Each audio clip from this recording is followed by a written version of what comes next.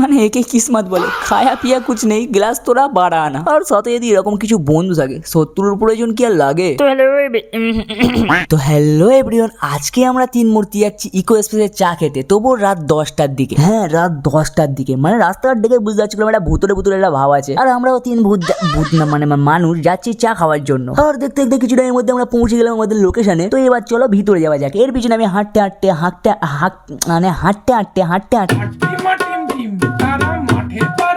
তো হাঁটতে আমরা চলে আসলাম রনি হোটেল অ্যান্ড মানে ছাড়ো সব কথা বাদ দাও। মেন কথা হচ্ছে এখানে আমরা খাবোটা কি। এরা দুজনে গিয়ে 2 প্লেট মোমোস অর্ডার করেছে, বিকজ আমি বলেছিলাম আমি খাবো না। মানে উফ কি বললাম না, বিকজ উফ মানে কথা শুনলে বুঝতে পারবে একটা স্ট্যান্ডার্ড ভাব আছে। আর রীতিমধ্যে এরা খাওয়া শুরু করে দিল। আমি এখানে বসে বসে দেখছি এদেরকে, আর ভাবছি একবার হলেও তো বলবে একটা চেকে দেখ, অন্তত একটা। তো কিছুক্ষণ এদেরকে নোটিস করার পরে বুঝলাম এরা একবারও আমাকে বলবে না, তো নিজে থেকে একটা তুলে নিলাম।